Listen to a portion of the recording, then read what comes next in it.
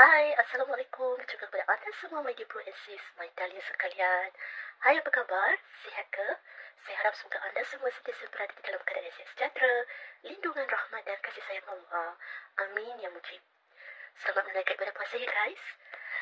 Baiklah, di sini saya ingin berkongsi kepada anda semua antara kisah yang terdapat dari buku berikut ini. Okey, buku yang bertajuk Himpunan 40 Kisah Balasan Tuhan. Jadi, sudahkah anda bersedia untuk mendengarnya? Jika ya, jom kita dengarkan bersama.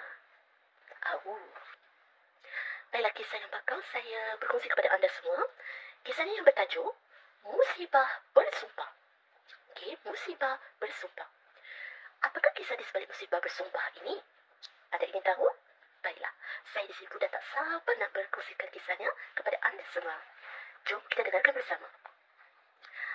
Ada seorang buta sedang tawaf di Kaabah.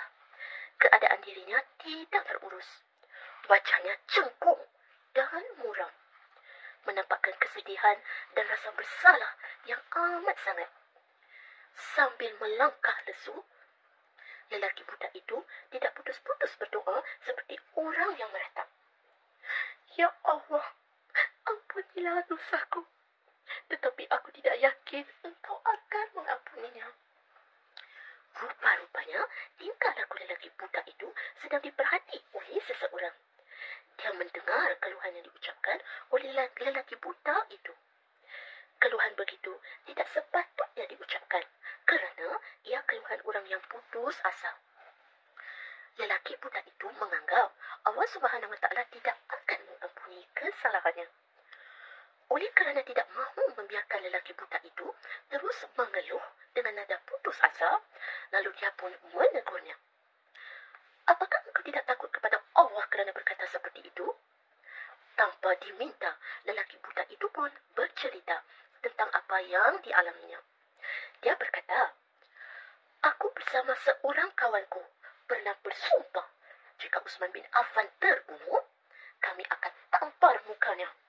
Suatu hari, kami mendapat berita kematiannya. Kami segera mencarinya. Kami menemui jenazah Uthman berada di rumah isterinya. Isterinya tidak membenarkan kain penutup jenazah dibuka, walaupun setelah didesak. Dia mengingatkan kami apa yang pernah diberitahu oleh Rasulullah SAW, bahawa setelah Uthman meninggal dunia, ada 2 orang pengkhianat yang akan menampar mukanya kerana geram melihatnya. Mendengar kata-kata itu, kawanku berasa malu dan takut. Dia tidak jadi meneruskan niatnya. Tetapi, aku yang sudah terlanjur bersumpah akan menamparnya, meneruskan juga niatku. Ada lagi yang belum disini. Okey, dan di sini dia tunjukkan gambarannya. Gambaran dikatutkannya. Nampak tak? As you all can see here, kurangnya inilah lelaki buta berkenaan yang sedang menangis. Alright? Okey, saya sambung lagi ya. Isteri Uthman menjerit dan menangis lalu berdoa kepada Allah. Belum lagi aku keluar dari rumahnya, tiba-tiba tanganku menjadi lumpuh dan mataku buta serta-merta. Saat itu, aku menjadi teramat takut.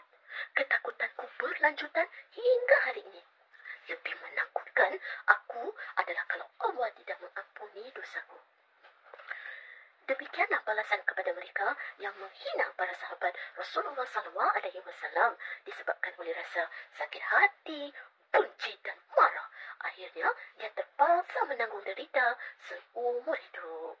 Okey, ada sedikit lagi info dikongsikan di sini. Sayyidina Uthman bin Affan radhiyallahu anhu adalah Khalifah Ar-Rashidin yang ketiga. Diberi gelaran Zul Nurain kerana mengahwini 2 orang puteri Rasulullah SAW. Beliau bertanggungjawab mengumpul dan membukukan naskah Al-Quran. Sekian dan demikian tamat sudah. Okey, perkongsian kisah yang dapat dan sempatlah untuk saya kongsikan pada tingkat dan saat ini. InsyaAllah saya akan bersuara di lain kesempatan mendatang. Semoga kisah berkenaan tadi dapatlah menjadikan iktibar, pengajaran dan juga pelajaran buat kita bersama. Semoga bermanfaat ya.